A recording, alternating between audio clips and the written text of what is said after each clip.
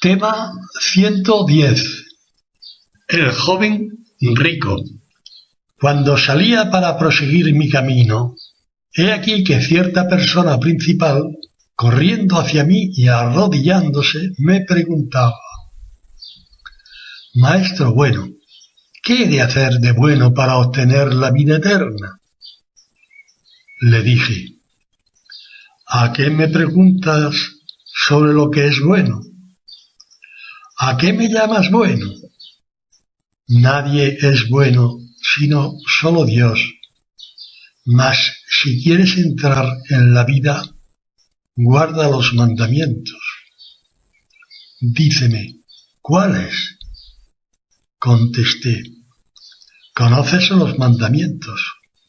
No matarás, no adulterarás, no robarás, no dirás falso testimonio, no defraudarás, honra al padre y a la madre, y amarás a tu prójimo como a ti mismo. Y respondiendo, díjome el joven: Maestro, todas estas cosas las guardé desde mi juventud. ¿Qué más necesito? Fijando en él la mirada, le amé y le dije: una cosa te falta.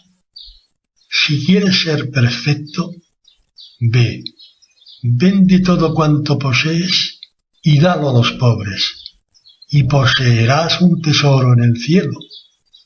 Y vuelto acá, sígueme, cargando con la cruz.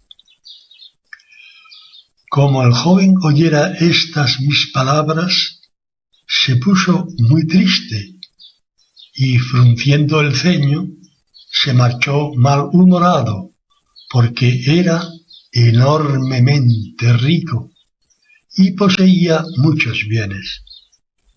Viéndole marchar, echando en torno una mirada, dije a mis discípulos: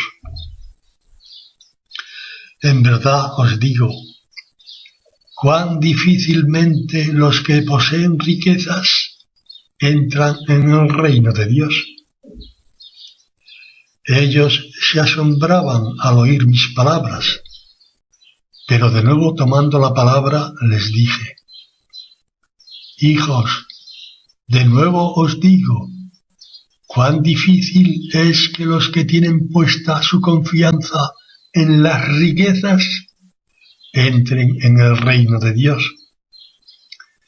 Ellos más y más se pasmaban, diciéndose entre sí: ¿quién pues podrá ser salvo? Fijando en ellos la mirada, les dije: para los hombres imposible, mas no para Dios, que para Dios todo es posible. Entonces, tomando Pedro la palabra, me dijo: mira, nosotros lo dejamos todo y te seguimos. ¿Qué habrá, pues, para nosotros? Le contesté: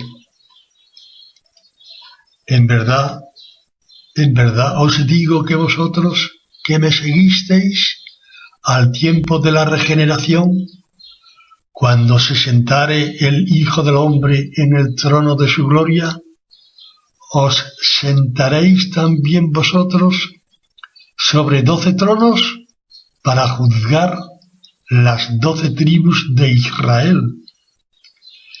Y todo aquel que dejó casas, o hermanos o hermanas, o padre o madre, mujer o hijos, o campos, por causa de mí, de mi nombre, por el reino de Dios y por el Evangelio, recibirá el 100 doblado ahora en este tiempo, en casas, hermanos, hermanas, madres, hijos y campos, junto con persecuciones, y en el siglo venidero poseerá en herencia la vida eterna.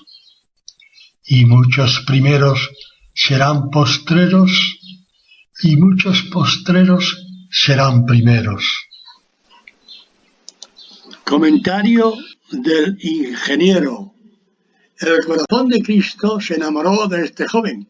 Dios le hace una declaración pública de amor a un hombre. Le pide a este muchacho que le siga de manera tan directa como no lo hemos visto en el resto del Evangelio. La perfección en el hombre, la santidad suprema, consiste fundamentalmente en el abandono de todo amor terreno, de todo amor a las cosas, para guardar el corazón solo para Dios, que pide que se le siga cargando con la cruz de cada día. Entiendo que he de seguirlo con la cruz mía y la cruz de Dios, que son una sola cruz. Para los hombres imposible, mas no para Dios, que para Dios todo es posible. Para Dios todo es posible, y esto es una luz de esperanza para el que no la tiene. A donde el hombre no puede llegar, llega Dios. Dios puede llegar hasta el corazón más despreciable según el juicio de los hombres. Bendito sea el Dios de la misericordia, que no da a nadie por perdido, porque todo es posible para Él. Lo que acaba de leer está concordado haciendo encaje de bolillo para llegar a una sola redacción que integre en sí misma tres lecturas con singularidades manifiestas de cada uno de los sinópticos. He puesto en una sola pantalla las tres redacciones de San Mateo, San Marcos, San Pedro y San Lucas, sabiendo que solo San Lucas no es testigo directo de este acto. Me dispongo a relacionar las partes del texto que los diferencia y que a su vez descubren la personalidad del autor y el objetivo de su escrito. 1. San Mateo pone en boca de este hombre una pregunta tal como esta: Maestro, ¿qué he de hacer de bueno para obtener la vida eterna? Sin embargo, San Marcos y San Lucas nos lo muestran de diferente manera. Maestro bueno, ¿qué he de hacer para poseer la vida eterna? 2. San Marcos dice que vino corriendo y se arrodilló ante Jesús. 3. Si San Mateo no nos hubiera dicho que era un joven, más bien hubiéramos entendido que tal hombre ya era maduro. 4. San Lucas inicia su texto advirtiéndonos de que era una persona principal de aquel pueblo. Si bien San Mateo y San Marcos manifiestan que este hombre tenía muchos bienes, lo cierto es que San Lucas especifica más: era enormemente rico. 5. El joven responde al maestro que siempre guardó los mandamientos, y he aquí que quien no lea a San Marcos se pierde un detalle entrañable, de esos que dejan huella a la lectora o lector del Evangelio. El versículo que nos conmueve es: Jesús, fijando en él la mirada, le amó y le dijo: una cosa te falta, anda, vende cuanto tienes y dalo a los pobres, y poseerás un tesoro en el cielo, y vuelto acá, sígueme cargando con la cruz. 6. Por San Mateo y San Lucas sabemos que el joven quedó entristecido por la suprema demanda del maestro, pero será San Marcos quien nos muestre que este muchacho más que entristecerse por las palabras oídas, se malhumoró y con el ceño fruncido se marchó lentamente y meditabundo por el mismo camino por el que vino corriendo y alegre. 7. Como vemos, esto no ha acabado bien. A los testigos les ha embargado un sentimiento de frustración y cierto abatimiento. Jesús toma la palabra manifestando lo difícil que les va a resultar a los ricos entrar en el reino de los cielos.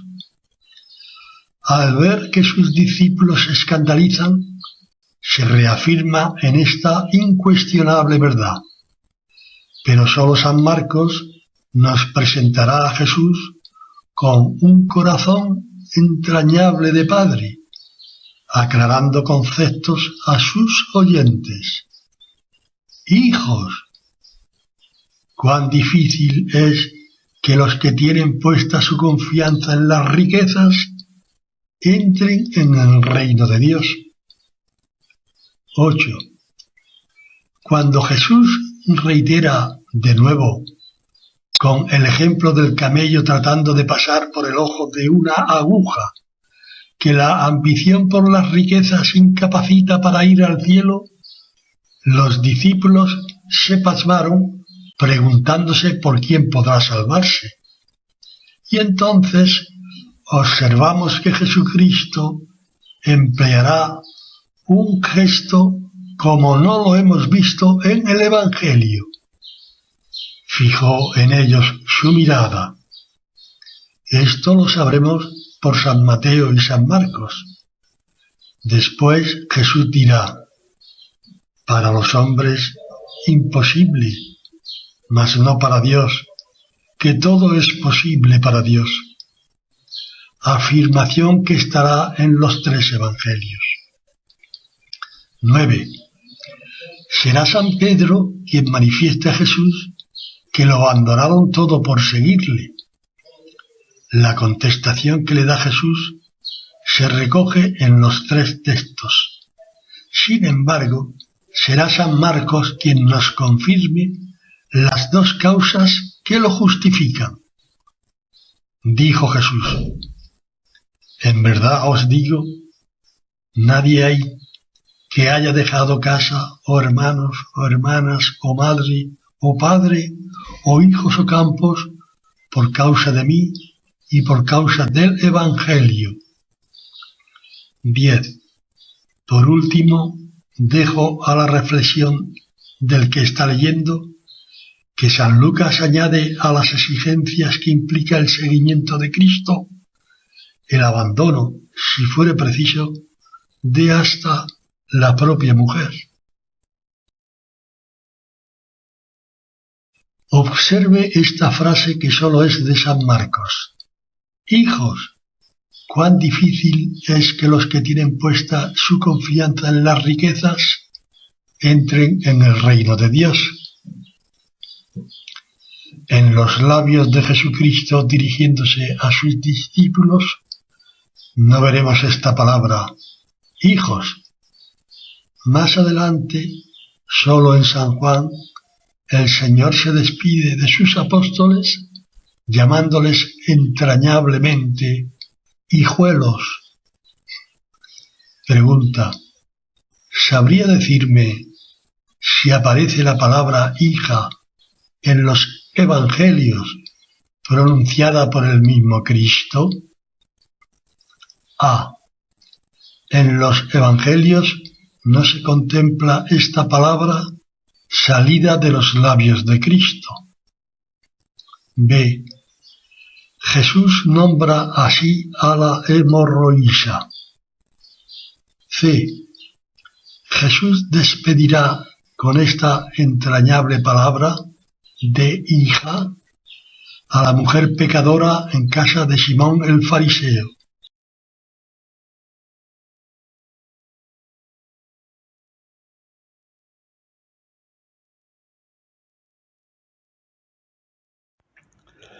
Este sello contiene desde la pregunta número 99 a la pregunta número 116.